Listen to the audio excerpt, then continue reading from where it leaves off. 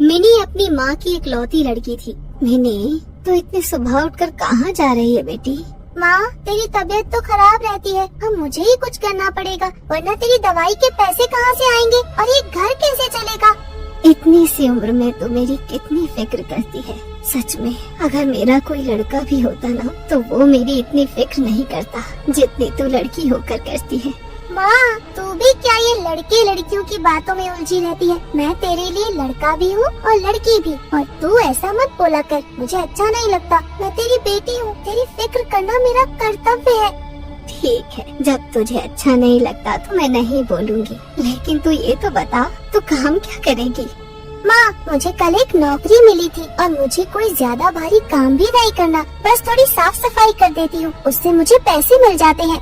Mini घर से ये बोलकर निकल जाती है और कुछ दूर जाकर एक पेड़ के पास रखी एक बड़े से प्लास्टिक के बोरे को उठाती है और आसपास में पड़ा कूड़ा कचरा, प्लास्टिक की बनी हुई चीजों को उठाकर उसमें डालने लगती है। माँ को लगता है कि मैं किसी अच्छी जगह काम करती हूँ, लेकिन अब उन्हें कैसे बताऊँ कि मैं कूड़ा कचरा उठाकर बेचती हूँ और पैसे कमाती हूँ, जिससे माँ की दवाई और घर का खर्च निकल सके। ना जाने कब तक ये चलता रहेगा। तभी मिनी देखती है कि एक लड़की गणेश जी की मूर्ति ले जा रही होती है। हे भगवान, मेरे पास तो इतने पैसे भी नहीं है कि मैं तुम्हारी मूर्ति भी खरीद सकूं और पूजा कर सकूं, लेकिन तुमको तो पता है ना कि मैं आपकी कितनी बड़ी भक्त हूँ। मिनी मन मन में बोलती रहती है और साथ साथ अपने बोरे में कचरा जमा करती रहती है। गन्नू जी, तुम मेरी जरूरतों का ख्याल क्यों नहीं रखते? क्यों मुझको आज तक इतना गरीब बना रखा है? मैंने ये सोचते हुए कूड़ा उठाया था कि भगवान सब देखते हैं, पर लगता है आपको अपनी मिनी की परवाह ही नहीं है। फिर वो कुछ दूर चलती है तो देखती है सड़क किनारे एक गणेश जी की मूर्ति पड़ी हुई थी। मिनी मूर्ति को उठाते हुए बोलती है, अरे वाह, गणेश जी की मूर्ति कितनी सुंदर है, इसमें मेरे गन्नू कितने अच्छे लग रहे हैं। इसे तो मैं अपने पूजा घर में रखूंगी और रोज पूजा किया करूंगी। चलो, आज का काम पूरा हो गया। फिर मिनी वो कूड़ा बेचने चली जाती है। कितने का हुआ भाई? कितने का क्या? तुम मुझे सोना चांदी दे रही हो क्या? ये पकड़, 50 रुपए, इससे ज्यादा नहीं होंगे। इतने सारे प्लास्टिक के इतने कम पैसे? बराबर वाले ने तो मुझे 70 रुपए दिए थे, तुम 50 दे रहे हो, ऊपर से इस तरह से बातें भी कर रहे हो। तो बराबर में जाकर ही बेच दे। मेरे यहाँ आई क्यों? पता नहीं कहाँ कहाँ से आ जाते हैं। अरे भैया, वो दुकान बंद है, इसलिए तुम्हारे पास आई। खैर जो भी हो, अब तो मजबूरी में यही लेने पड़ेंगे। मिनी 50 रुपए लेकर घर की तरफ चल देती है। घर आकर उसकी माँ मिनी के हाथ में मूर्ति देखकर बोलती है, मिनी बेटा, ये तू क्या लेकर आई है? माँ, ये गणेश जी की मूर्ति है, इसे मैं पूजा वाले मंदिर में रख दूँ? हाँ हाँ, ये भी कोई पूछने वाली बात है, तो रख दे, लेकिन इतनी बड़ी मूर्ति तू लाई कहाँ से है? अरे माँ, तुम चिंता मत करो, ये मुझे उसी ने दी है जो सब दुनिया को देता है। मतलब मैं समझी नहीं बेटा, आखिर तू कहना क्या चाहती है? अरे माँ, भगवान गणेश जी, उन्होंने खुद अपनी मूर्ति मुझे दी है ताकि मैं इनकी थोड़ी सेवा कर सकूं। तेरी बातें और तेरे गणेश भगवान की बातें मेरे तो समझ में ही नहीं आती है। तू जाने, तेरे भगवान जाने। मिनी भगवान गणेश जी को अपना दोस्त बना लेती है और रात में उन्हें अपने पास ही लेटाती है। मेरे प्यारे गन्नू, तुम हमेशा मेरे साथ ही रहना, मैं तुम्हें हमेशा अपने साथ रखूंगी। पूजा के कमरे में रहकर तुम क्या करोगे? मेरे साथ ही घूमना और हम दोनों खूब मजे करेंगे, बातें भी करेंगे। फिर मिनी अक्सर गणेश जी से बातें करती थी। कुछ दिनों बाद मिनी बाजार जाती है, तभी वहाँ भीड़ देखकर वो एक आदमी से पूछती है, अरे भाई, बाजार में आज भीड़ क्यों लग रही है? क्या तुझे नहीं पता कि राखी का त्योहार आने वाला है? इस दिन बहनें अपने भाइयों को राखी बांधती हैं। मिनी ये सुनकर रोने लगती है। अरे तुम रो क्यों रही हो? मेरा कोई भाई नहीं है, इसीलिए मैं रो रही हूँ। अब मैं किसको राखी बांधूंगी? कोई बात नहीं, भगवान ने चाहा तो तेरा भाई भी बन ही जाएगा, और राखी वाले दिन से पहले ही। तू चिंता मत कर। तभी मिनी अपने घर जा रही होती है कि उसे उसकी सहेली रजनी मिल जाती है। रजनी, राखी आने वाली है, मेरा कोई भाई नहीं है, तो क्या मैं तेरे भाई की कलाई पर राखी बांधूं?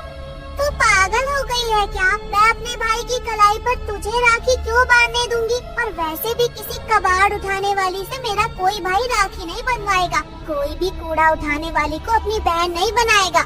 ऐसा सुनकर मिनी दोबारा रोने लगती है और हाथ में पकड़े गणेश जी से बोलती है, गन्नू, मेरी क्या गलती है? मुझे इतना तो बता देते कि तुमने मुझे एक भाई तक नहीं दिया जिसकी कलाई पर मैं राखी बांध सकूं।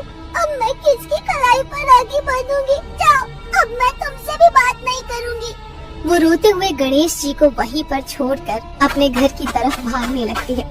तभी गणेश जी की मूर्ति से एक तेज रोशनी आती है और गणेश जी एक लड़के का भेष धारण करते हैं और मिनी के पीछे दौड़ने लगते हैं। अरे बहन, कहाँ दौड़ी जा रही हो और क्यों रो रही हो? तुम कौन हो? तुम भी चले जाओ, मुझे किसी से बात नहीं करनी।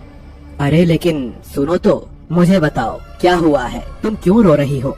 इस पर मिनी बोलती है, कल राखी है, सब बहनें अपने भाई को राखी बांधेंगी और मेरा कोई भाई नहीं है, मैं किसको राखी बांधूं? तुम्हें बताओ। तो तुम मुझे राखी बांध लो, मैं भी तो तुम्हारा भाई बन सकता हूँ ना। तुम क्या सच में मुझसे राखी बंधवाओगे? क्या तुम मेरे भाई बनोगे? हाँ हाँ, मैं तुमसे राखी बंधवा लूंगा। ठीक है, मैं सुबह तुमसे राखी बंधवाने आता हूँ। ये सुनकर मिनी खुश हो जाती है और वो खुशी के मारे सो नहीं पाती और दिन निकलते ही उसी जगह पहुंच जाती है। आ गई बहन, लो अब बांध दो मेरी कलाई पर राखी। मैं राखी बांधने की खुशी में राखी लाना ही भूल गई। रुको भाई, मैं अभी लेकर आती हूँ। लाने की क्या आवश्यकता है बहन, अपने दुपट्टे से ही राखी बना लो। एक भाई के लिए उससे अच्छी राखी और क्या हो सकती है। ये तो बहुत अच्छी बात कही भाई तुमने। मिनी फिर अपना दुपट्टा फाड़ती है और अपने भाई की कलाई पर राखी बांध देती है। आज से हर साल राखी पर मैं तुमसे राखी बंधवाने आऊंगा मेरी प्यारी बहन, और अब से तुम्हें किसी भी चीज की कोई भी कमी नहीं होगी। इतना कहकर गणेश जी वहाँ से चले जाते हैं और मिनी भी खुशी खुशी अपने घर चली जाती है और फिर सारा किस्सा अपनी माँ को सुनाती है। उसकी माँ बोलती है, तो मिनी बेटा, तो उस लड़के को घर लेकर आ जाती, इतने दिन बाद तो तुझे भाई मिला है, अब तूने उसे जाने कैसे दिया? कम से कम उसके बारे में, उसके घर परिवार का पता तो करती।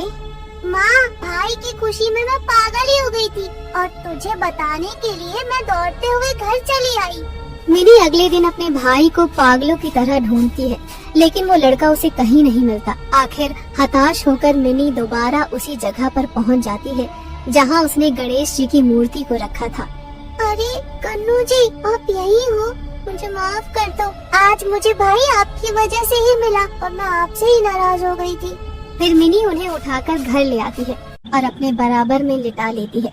रात में मोटी सी आवाज आती है, मिनी, तू मेरे लिए इतनी परेशान थी, दिन भर मुझे ढूंढती रही थी और खुद ही घर से बाहर छोड़कर आ गई थी।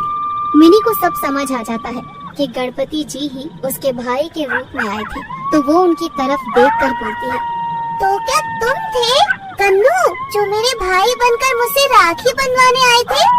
गणेश जी की मूर्ति से आवाज आती है, हाँ मेरी बहन, वो मैं ही था।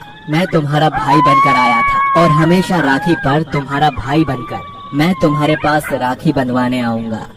मिनी ये सुनकर खुश हो जाती है और अपने भाई गन्नू जी की बात अपनी माँ को भी बताती है। फिर धीरे धीरे मिनी के परिवार में सब कुछ सही हो जाता है। उसके भाई गणेश जी ने अपना भाई होने का फर्ज निभाया और अपनी बहन को भरपूर खुशियाँ दी और उसके घर में धन दौलत की कोई कमी नहीं होने दी।